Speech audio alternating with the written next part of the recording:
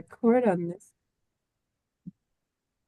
All right, welcome and good afternoon. Welcome everyone to our April Let's Talk session in partnership with Amplify Equity. We're so excited to have them with us today.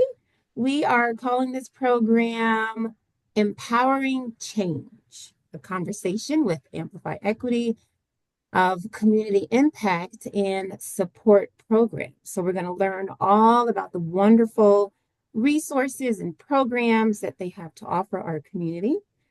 April is Financial Literacy Month. I hope you knew that. I didn't know that before I entered into this role, so I don't expect you to know that. But it is a time to highlight the importance of understanding how money works, from budgeting to building wealth and kind of everything in between. Amplify Equity has been a pillar of hope for so many in our community, a pillar of hope and security. And it was founded to address systemic barriers to financial access and economic opportunity. It provides education, resources, support to help individuals build wealth, help them navigate financial systems, and achieve economic stability, which is everything that we all look forward to. And here at the Community Foundation, we believe that financial knowledge is not just a personal skill, it's a commitment and an empowerment tool, I'd like to say. So today, we're lifting up our voices, we're sharing resources, and we're holding this space for real conversations around equity, access, and economic justice and what that means exactly. So I'd like to thank you for being with us today and sharing the space. I want to thank our special guest, Stacy Demas, and Franny, who surprised us today. So excited to see Franny. Stacy is the interim executive director for answering our call. We thank you so much for sharing your expertise. If you know our elected officials, you know or have at least seen Stacy, so you've kind of seen her around. I'm sure you know this face, but she's serving as the interim executive director now for Amplify Equity, bringing over a decade of leadership experience in strategic planning, legislative affairs, and community development. So this is her forte. She's held key positions in both the New York State Assembly and Senate, where she excelled in shaping policy, managing stakeholder engagement, and fostering meaningful community connections.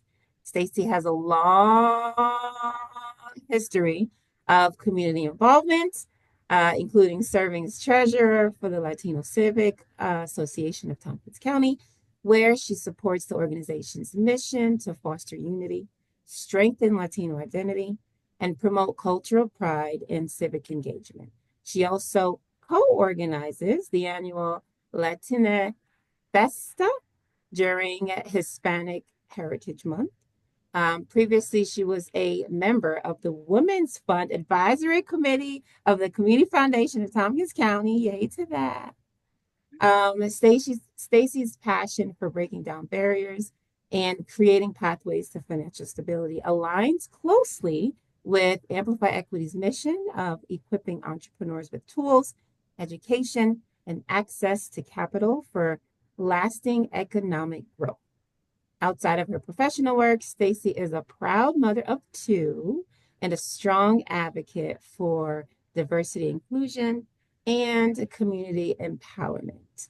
So that was a whole mouthful to say that Stacy is amazing. She does the work and she does the work well. So for that, we appreciate you, Stacy.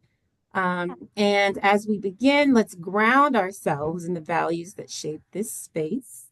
So that's respect, listening, reflection, and courage. So, Stacy, again, I want to thank you for being here. And Franny, feel free to jump in whenever you just want to hop in and say, whatever it is that you need to say. We want to thank you all again for being here. This is more of um, uh, like a personal space because there's not very many people here. We have 9 participants, which is a small group, so feel free to hop in and ask questions. I'll monitor the chat. We'll save the last 10-15 minutes for questions, but feel free to just pop in. And let this be like a dialogue. Let this be a conversation, a discussion between community members and friends. So, Stacy, it is all yours. Take it away. Thank you, Gloria. And I agree. Definitely a conversation, because that's the type of meetings I like to have. So, but first, I want to say thank you to the Community Foundation for inviting me and to everyone who registered.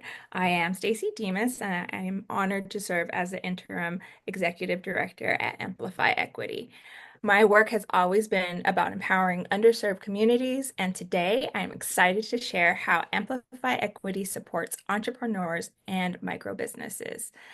Financial literacy plays a huge role in launching and growing a business and in building generational wealth. We're here to ensure small business owners have the tools and resources they need to thrive. So, since April is Financial Literacy Month, it is the time to focus on equipping individuals with the knowledge and skills needed for long-term success. Financial literacy is not just about managing money. It is about making informed decisions and strengthening businesses and creating sustainable personal and professional growth. As we dive into the conversation today, I want you to reflect on two questions. What does financial literacy mean to you? And what financial challenges have you faced? So, just to give a bit of historical background on Amplify Equity is more than just a name, it is a mission. First, we have Amplify Equity by ensuring that underserved individuals have access to resources that meet them where they are, empower them with the tools needed to achieve their goals. Second, Amplify Equity, we amplify financial equity by helping individuals grow their financial portfolios, creating pathways for sustainability and success. And third, we amplify impact. This isn't just about an individual journey, it's a community-wide effort to uplift and expand all opportunities. So, our mission statement is to empower small businesses and entrepreneurs by providing financial resources, education, and support to help them overcome challenges and achieve sustainability. What does that mean? Right? What makes us unique, right? Um, we don't just fund businesses. We see the whole person behind the venture. We recognize that entrepreneurs face unique obstacles beyond their business operations, and we offer support that considers their full reality. I may use the word micro business and small businesses interchangeably. I just want to provide a background definition for each. A micro business typically is fewer than 10 employees and operates with limited revenue, often a small business or a sole proprietorship. Um, Small business, on the other hand, are slightly larger in workforce and revenue. Amplify Equity focuses on both because we know their challenges are unique, but their role in our economy is vital. So, well-informed and well-equipped individuals build resilient businesses. Striving businesses fuel robust local economies, and healthy local economies ensure quality of life for everyone. So just to give you a background on what type of programming we do, we offer microloans up to $20,000 for underserved micro businesses and small businesses. These loans are designed to be accessible and flexible, helping business owners launch, grow, and sustain their ventures. Many entrepreneurs do not qualify for traditional financing, but we ensure they have the opportunity to succeed. So we obviously give funding, but there's more beyond that, right? You can't just throw money at someone and we take that into account. So we have what's called a holistic business support, right? Beyond funding, we provide tailored resources from financial education to mentorship and strategic business planning. Traditional lending often reduces people to a credit score or collateral amount. that approach overlooks systematic barriers like access to transportation, stable housing, healthcare, and even childcare. We recognize the reality many entrepreneurs face and provide resources that address these broader challenges. And so, thank you for again to the Community Foundation for helping us amplify our reach. They are helping us connect with entrepreneurs as well as providing fiscal support to invest in our community and give us a platform to amplify our mission. So, um, let's start with any questions. I feel like this is a great point for questions.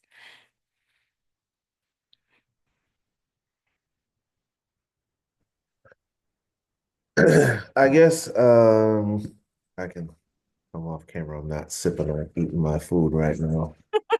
Um, Oh, that's my brother Ty Lee. well, good. How you guys doing? I guess as you know, what attracted me, right? I just saw this email and I was like, let me click on it and check this out. Trying to put it together here. I've heard so there's discussions, right? Conversations about how do you best manage your money, your resources. So this 20, I guess in this 20K, that's I'm a part of a group and we're gonna be part of this community land trust. And our objective is to start an agricultural business. So there's a lot of resources that will be needed to brought to bear um, to make this happen, to execute. When you hear something like community land trust starting an agricultural business, what kind of now does this 20K or what have you fall into the type of a resource that we would be able to utilize to benefit the start and launch of an agricultural business? Agritourism is such a big industry in this region, just stepping back really quick, and I will answer your question. But I do want to like highlight how important agricultural or agribusiness is in the Finger Lakes region. We are actually known, at least at the state level and Albany, for having a robust agricultural and tourism area. And so we're kind of in a great position to uplift BIPOC communities that are going into farming and agricultural businesses. I'm guessing you're talking about Krista Nunez, but that's a stretch. I had a feeling.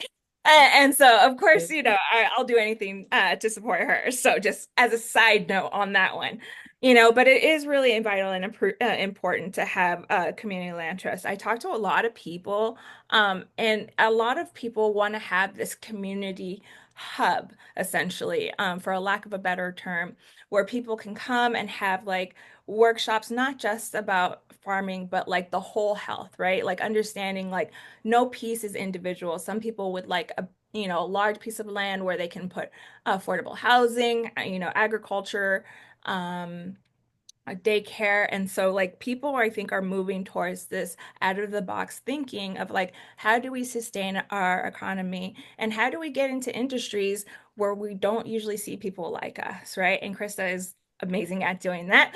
And so like yes, agritourism is definitely an industry that we should definitely tap into, especially in the Finger Lakes, because we're already known for it, right? That's why we have Mm. our vineyards. That's why we have, the Finger Lakes. So like I think that because we're situated in such a great location and also just thinking future wise, with climate change and, all those factors coming in, we have a lot of fresh water, a lot of, the world will eventually start looking at the Finger Lakes region because we may be the only place that has healthy soil, fresh water, and the land to produce food. So, like, getting into that now as like a BIPOC farmer is really actually one of my missions behind my missions.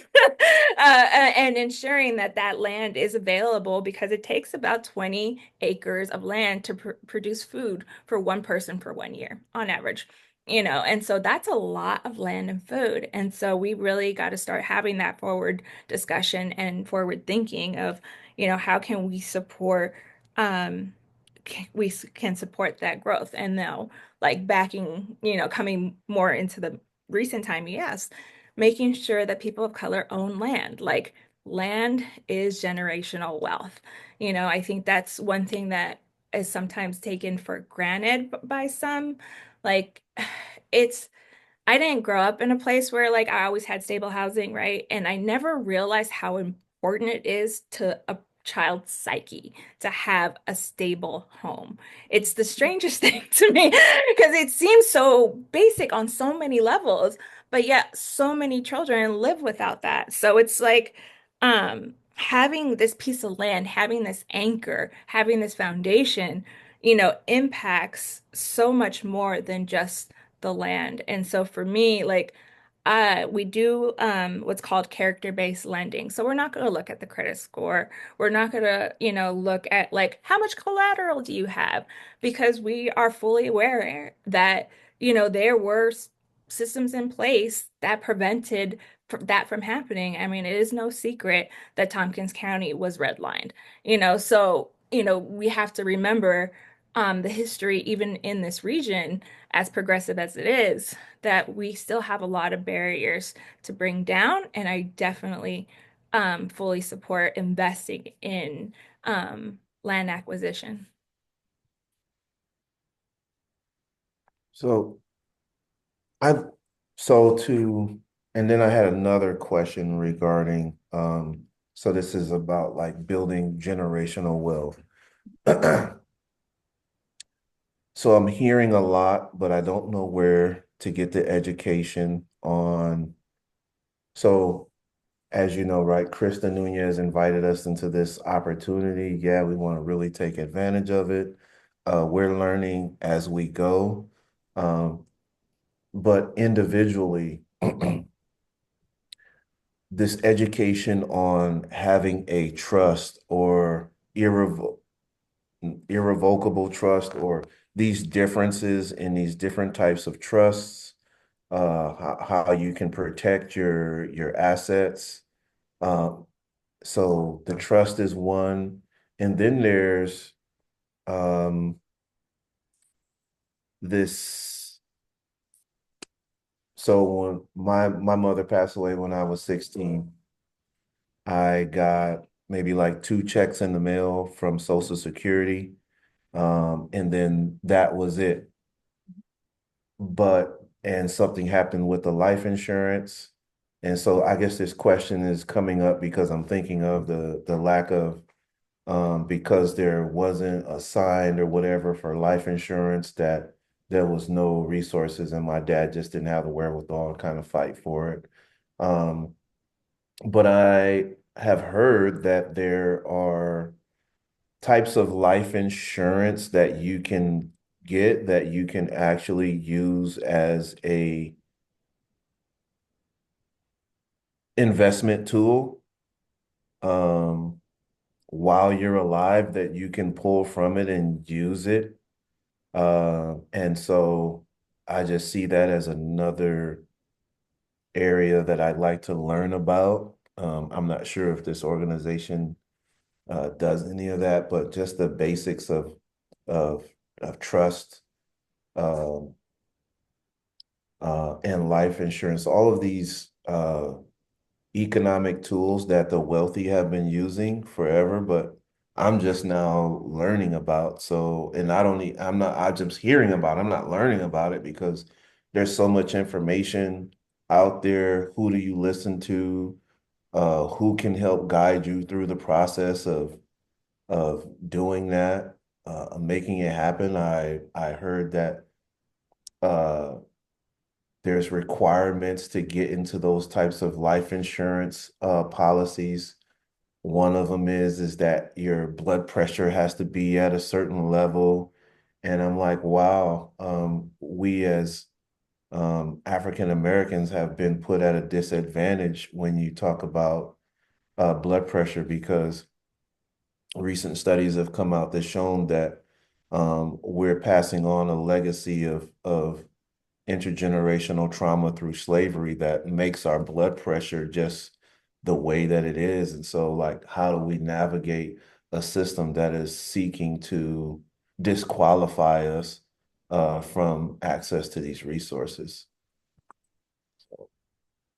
There's a lot of questions in that, but I will do my best to answer I them. was gonna So, say, I Stacy, just threw up on you. I'm sorry. no, no, you're listen, good. You're good. You're good. You're Kylie totally good. asks the hard questions. He sure does. That's what I love about him. That's like, and they're all fabulous questions, right? And these are all questions I think as an organization and as a community, we continue to ask ourselves because there has to be renditions and rendition, like it has to be edited over time. Because where we start is not where we're wanting to go, right? And so keeping that vision in mind of where we want to end up. And so going back to trust funds, but trust funds very much is I it's fascinating to me on so many levels, this trust fund idea. I always heard of like a trust fund baby, but I never actually knew what that meant. It turns out they get a check like every month or something. I was just like, wow, imagine just getting a check for doing, just being somebody's child or grandchild. I have a friend of mine who his parents decided, or his grandparents provided a trust for him for college. And so his whole college, he has a master's degrees, which now is like what, $250,000 in loans, completely paid for. Like I can't even imagine like like my student loans. Like imagine somebody else paying all that and me not leaving like me leaving college with no educational debt. That just blows my mind on so many different levels. So, finding the information on trust, um, that is a big, very big topic. And like you are not the first person actually this week to ask me that question. I am looking into different ways on how can we as an organization get information or be a conduit to that information because you're right like you can Google it online and a bunch of stuff comes up, but who do you trust, right? And like you can definitely walk into a bank, but like they're gonna give you like a very general thing and move you on your way if you do not have those millions of dollars to, produce that trust, so those are real conversations that have to happen. And regarding land trust especially, Mhm. knowing because there's so much more than just the land, right? It's the taxes and I think a lot of people forget to have or people who've never owned land. I didn't, I've never owned land, so, but I do know people who have, and I've heard from constituents plenty of times about the taxes in Tompkins County, and so, preparing trust for like unforeseen or foreseen events and unforeseen events like paying taxes annually and how can you afford all that and ensuring that that's actually inputted in the trust.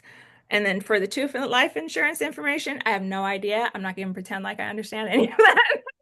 So I don't even know where to go with that one, but I know that life insurance does have um a lot of barriers that are really hard sometimes to overcome. And it's sad that your dad wasn't able to find that life insurance. And just a side note on that, like you may want to go to the comptroller's website and see if your mom has um like type in her name and her information and see if there's unclaimed funds. That's just an aside, just to see if that's available to you. And again, like, right, you don't, how would you know to do that? Like, I've worked in government, so I know that's there, right? And then there was another thing you mentioned about generational trauma and stress. And like for me, like in health, right? My family, we have diabetes, we have heart conditions, we have, substance abuse, we have it all, mental health. Pick your poison with my family's DNA. And so, like there are real things that I personally have to be aware of in my health. And I have never spent so much on doctors in my life. And, just to make sure that I'm quote unquote healthy, right? Like just to get my blood work is $50. Like that's insane. you know, and going connecting that to like the generational trauma and stress. I remember hearing a story about a doctor who was in med school, and she took a class called stress because she thought it was going to be easy. She thought it was going to be about yoga and, finding your inner peace and all that wonderful stuff to get you through law school or through med school. But it turns out this class was about how stress can kill people at a cellular level. And that is fascinating to me. Like, and that's something that she knows as a healthcare provider now. Like, where you're born, who you're born to, all can contribute on how fast you die. And like that, those are bigger questions that I definitely think that need to be addressed. Um, I'm not there yet to answer them in this organization, but I am fully aware of them, if that helps. Okay. Yeah. All right. Thank you, Tylee, for those questions. Oh, we got a question that came in from Ricky. How about property? My family owns a lot. If property, multiple generations now of ownership, yet no wealth has come from it, is that relevant? That's a great question. I don't know. I'm really great at saying I don't know, just FYI. I'm gonna be the first one to tell you I don't really know. But like that's interesting that land hasn't produced generational wealth, and I'm wondering like yet, right? Like I'm wondering, has at least the property itself um grown in assets, right? Because you can buy a house like you know, for example, my dad, my stepmom bought a house like I won't even try to date her. So I just remember that she told me she bought the house for basically $85,000. And now it's worth 600,000, right? And it's just the price is going up. And so like if my parents sell, which they won't because they love their home, but if they sell, they're sitting on all that, accumulated assets that can in theory be converted to cash, which could be, put into different 401ks. That's not the right word. Stock market's the word I'm looking for, and different ways to manage money. So that is just something um I think, yes, it is considerably more. Well, yes, it is. So, especially here in Tompkins, because land, as we all know, in Tompkins is getting more and more affordable, like, are like unobtainable for a lot of people. And even when I moved here 11 years ago, and, I was really surprised at the housing market because I came from the Bay Area, which was like astronomical. Um, and now I look at those same houses or similar houses in certain neighborhoods, and I'm like, oh, I missed my window. Okay, good to know. I just wasn't in a position back then to do anything about it. And so that's something that also needs to be discussed. But yes, I would assume that the land would be more valuable as time go on. And that's why generational wealth and land discussion is so important, is because you own the land, you own the wealth, and whether it's like direct impact or generational, I mean, you're not making any more land, I'll tell you that much. Mm, yeah. Thank you for that question, Ricky. Do we have any other questions? Yeah. So I was looking at your site, and it says you have that one-on-one business mentoring, Mhm. and it doesn't talk about what the rates are for. So now, do you have to, I guess number one is what are the rates? What is I guess the cost for the one-on-one mentoring? And do you have to have a business already going in order to receive the mentoring? You do not have to have like a business already in motion for mentoring. Like, let's say you have a really great business idea, right? That's fabulous. But if like you're gonna need help. Some people, let me phrase that. Some I'm people gonna need help. I, I'm glad you can admit it. Some people don't always want to admit that.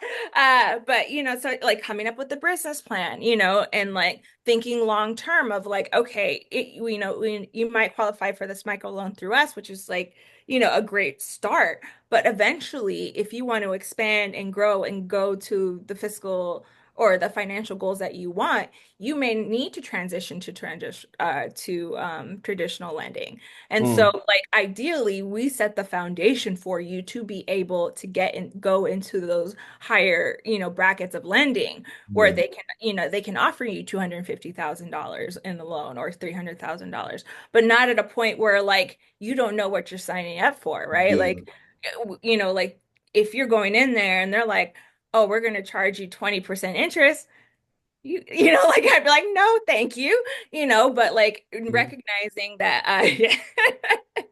but recognizing that, like, oh, maybe it's like 3% interest, maybe 1% interest, and doing the math and the calculations and having those projected costs and analysis, and hopefully what we do successfully is, build that foundation to be the catalyst of an organization. mm. Awesome. Thanks. Thank you, Tylee, for that. Stacy, can you talk to us a little bit more about the courses and the workshops that you Mm, all offer? Yes, I'm more than happy. So, we're so first we're listening basically right now. At least I'm listening. To and Franny's here, so she listens too. And we listen to what our participants need, right? Like I am not going to come in here and jump in and think I know anything about anything. In fact, and that's one thing. Being curious about each participant and where they're at, and what needs do they really want and where they want to go. Because realistically, each person has their own fiscal goal or where they want to be. Some people want to expand a business. Some people are like, oh God, no, I don't want to manage people. So meeting where those people are at. So I've been meeting with participants, which is absolutely fabulous. They are all exciting and really fun to work with. And they tell me, like, hey, I really need help in marketing, right? Okay, great. So that means for me, planning a marketing workshop to help people understand how marketing works, how to create a styling guide, how to see if it's worth it. Because some people, word of mouth is still a very powerful business, model, right? That is still a fact. And so, like, is it worth for you to invest in, social media posts or, any other type of uh, paid advertising? If you're getting enough clients where word of mouth is sufficient for you to sustain your business for the financial goals you want, right? So that is that, and I just lost my place in my brain. So Okay. So we were talking about the courses and the the workshop. So workshop. Okay, yes. yeah. Okay. So yes. Uh so yeah, like so I listened to that. So we're planning on doing a workshop just on marketing. Another one is definitely what was the other one? Wasn't marketing. Oh, bookkeeping. Mhm. Bookkeeping is a really big challenge for people. Like not everyone, one, understands spreadsheets, two, knows how to use spreadsheets, and three, how to use that information, that data to their advantage so they can really learn and grow and see like, oh, like just for an example, right, for a restaurant, right? They're open, Monday through Friday from 8 to 10 or whatever, 8 a.m. to 10 p.m., right? That's a lot of overhead costs. Like that is a lot of overhead costs, right? And so they could, if they're tracking their, sales and bookkeeping accurately, be able to say, like, actually, you know what? We really only make our top revenue from 12 to 1 or from 3 to 6, and adjust accordingly to ensure that sustainability of that business. And so, and you see that in Ithaca as well with a lot of restaurants. They're like, we're not open on Monday, which kills me on Monday. But it is what it is. I get it. I get it. I completely understand. So workshops like that really help individuals. And going back to like, trust funds and like the legal aspect of things, right? Like a lot of people, law is intimidating. Understanding the law, like, whereas this, whereas that, whereas, it like easily can get lost and not easily interpreted, So, how do you find resources um on on just like forming an LLC? That's not gonna, cost you an arm and a leg because people are like, oh, I can do this online by some program, not realizing like that program will only take you so far, charge you as much as the lawyer may charge you, and still you wouldn't have an LLC to produce later on. So it's like one of those things where, where are the gaps that people need? And so listening to our community and listening to the needs of our community and where they're at, because we're a character-based lending is like really understanding we need to go where people are at, where they are starting from. And if that means we need to start with basic literacy, fine. If that's what it takes. Because like for me, I understand. I was just talking about this with somebody and I cannot remember who, but it was yesterday, which is sad that I can't even remember. But I was just talking to them about I grew up in not the best neighborhood, right? And so a lot of the people I grew up with, like for example, I'm just thinking of this one person, they were incredibly smart. It's still incredibly smart. They haven't passed, thank God, or at least I don't think they have. And they were incredibly great with computers. They actually learned how to hack into the movie theater system because they worked there. And so they did some very illegal things, got caught for those very illegal things, and unfortunately, this particular person, he was 16, 17 when he first got in, and unfortunately that entry point for him was it, like he went to juvie, then he went to YA, and then he went to county, and then eventually graduated to state, and I know a lot of people that didn't have the traditional path, but definitely know how to do things. Like they know how, I don't even know the right word I'm trying to look for right now, but like I know that they have the tools internally and equipped to be able to learn these things quickly and really motivate themselves to learning quickly. Because I mean, I just remember like it was like 1 week this person learned how to hack that system. Like if the motivation is there, the sky's on limit on what a person can really learn. I don't believe in limiting people just because they came from a certain area or have a certain criminal background or, had a certain, mental health or substance abuse disorder in the past that, like there's a lot of paths that people take, and if I can help someone get to the path that they really want to enjoy life and have a quality of life, I'm all about it. I love that. Thank you so much, Stacy. But I have a question about so the courses and the workshops that you do offer, are they open to community members? Like, are they open up to everybody, or do you only have to be, in your queue for like, one of your community loans? Great question. And as far as I understand, I would like it to be, and Franny can back me up on this because she wrote the grant.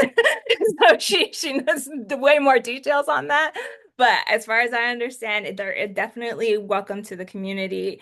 And so I will again get better at marketing and really promoting those type of workshops out that people can just join, going back to the question of like cost, realistically I don't want to charge people to learn, so if we can pack a room to help people learn about whatever, that's great. And so moving forward, and I think we've always done that. Franny, you feel free to jump in. Yeah. Yeah. So the courses, yeah, anybody can participate in the programming, even if they're not going to apply for a loan with Amplify Equity or whatever. If that's not the path, like the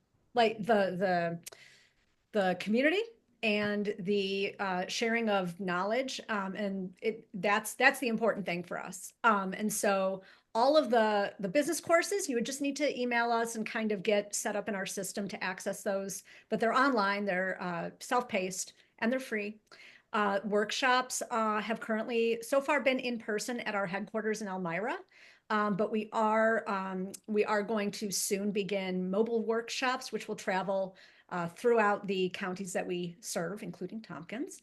And then the only programming that is closed is programming that is specifically for a 10-person cohort, women of color entrepreneurs in Tompkins County, supported very generously by Park Foundation. Yay, Park Talk to Foundation. us about that. You guys didn't even mention that. That's And like, Stacey can that's talk an more about that, but it's project. so exciting. It's really innovative and exciting program where these 10 women are receiving a flexible $1,000 stipend every month. This is a pilot, so it's new for us, and so it is a lot of listening and learning as we go.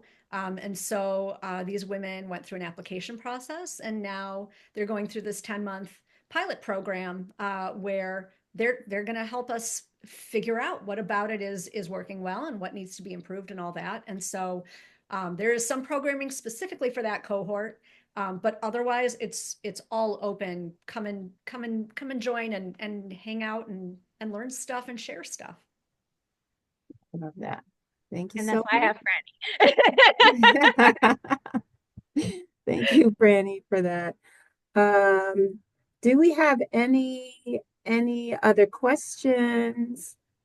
Any comments? Yeah, Carol, do you? I have a question. I'm on your page and I'm looking at the what we do and our highlights, and I see some process outcomes.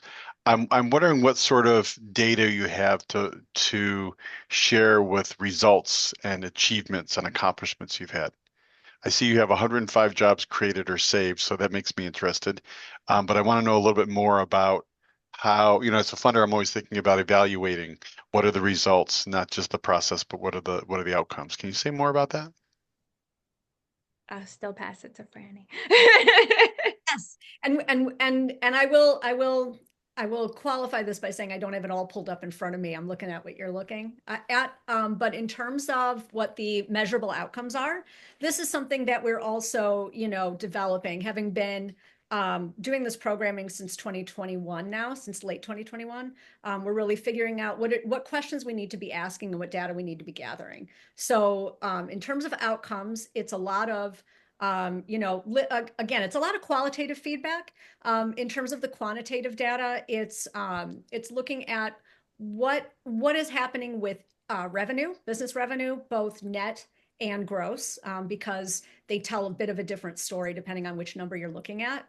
And then we also, participants will take surveys where we can kind of measure growth in like really important things, like not just the facts, that you're learning, but also how are you feeling? Do you feel more confident? Do you feel, less stressed? Things like that. So I've got it. I can certainly share it. I just don't have it all the numbers right in front of me right now. But we do collect a lot of data too, because we are a community development financial institution. Oh, okay, great. Yeah. So there's certain data that we collect, because the government says we have to. Data, right? So like a lot of that is lending, but it's also looking at what the impact and the outcomes are. It is quite quantitative. So yeah, we were just certified in December, so we're also making sure that we've got all our ducks in a row on that right now. But so far so good.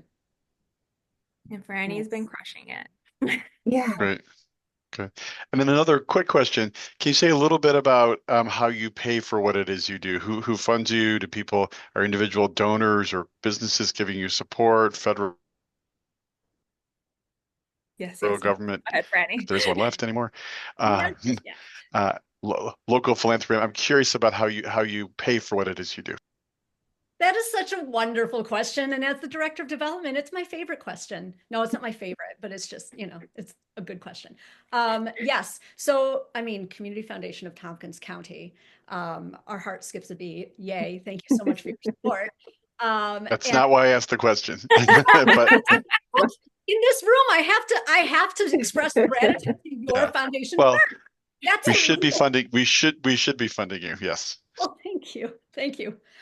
So I'll keep that in mind for future applications.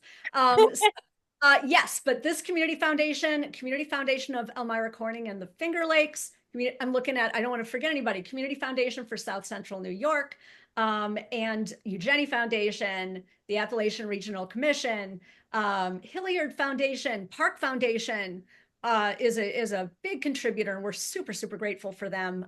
Legacy Foundation for Tompkins County, Spark Good, which donates through local Walmart and Sam's Club stores, the city of Ithaca, and of course the federal CDFI fund is huge. Has funded us since 2021, I believe.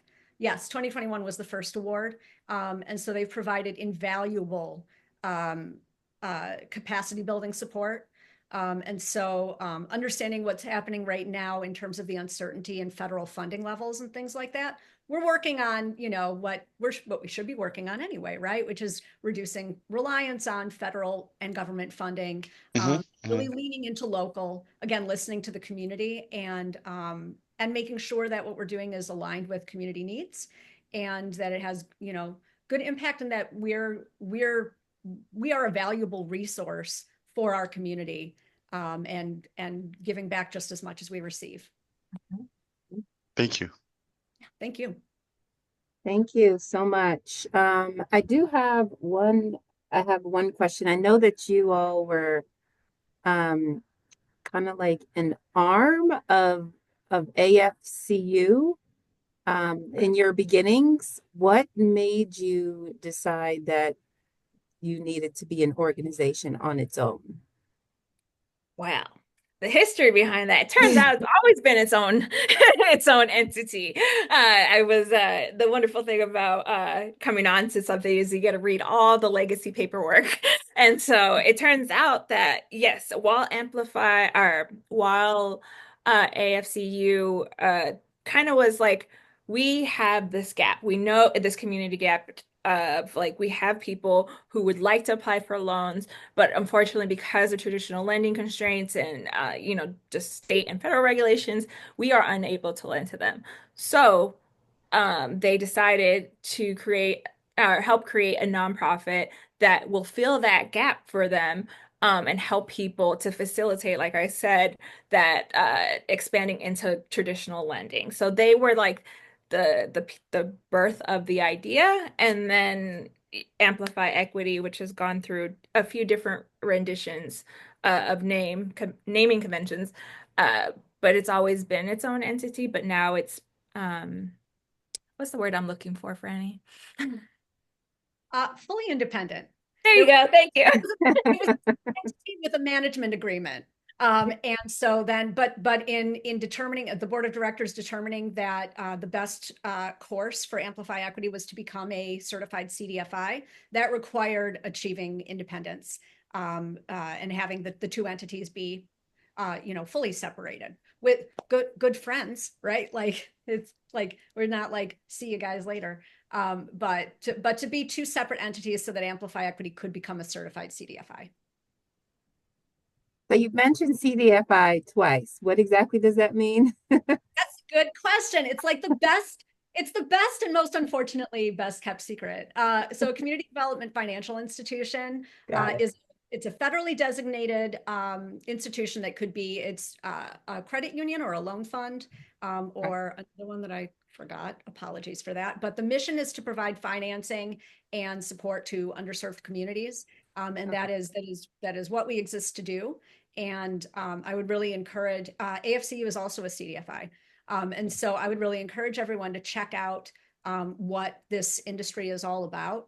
It is an industry that is about amplifying equity, and helping to bridge systemic gaps and access to economic mobility. And this is the first CDFI I've worked for, and having come to learn so much about it, really, I'm really like excited about what this industry does. I love that. Thank The you other so much. CDFI in Tompkins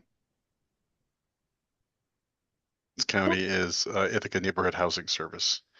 So we Okay. have two, three if we count you, and some communities have none. So we have a embarrassment of riches here in terms of that. Thank you. We're awesome here, just saying. Yeah, that's true. Do you have any parting words of oh, Tylee has a question. Yeah, Tylee. so I was looking at the site and it said workshops and I forget, let me see what it went to um a blank page. Is that supposed to be the case? Or I'm sure they're working on it.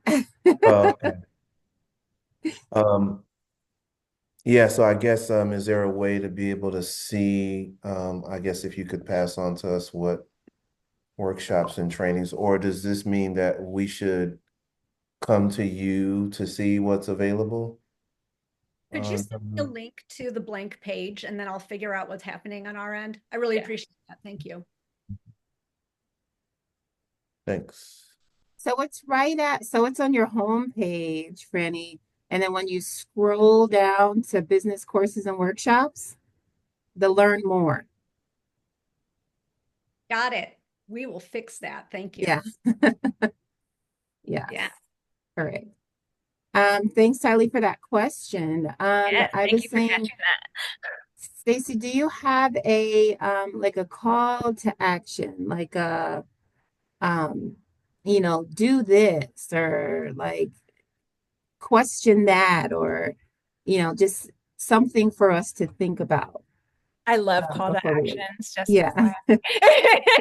Yes, because like we can talk all day, but action is everything, you know? Yeah. And so I think the big action is to like share Amplify's mission out to the community, so that people know that we're here and that, if they wish to donate or maybe donate their time, we have Cornell, we have IC, wonderful, wonderful educators and people with a wealth of knowledge that can volunteer.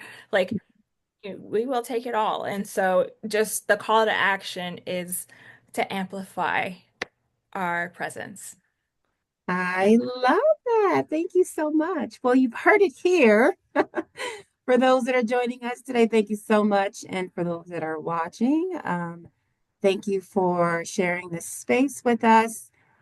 Whether you are a new business person, an entrepreneur, someone who is struggling in your business, or even thinking about starting a business, or even a community member. So basically, everybody um, is.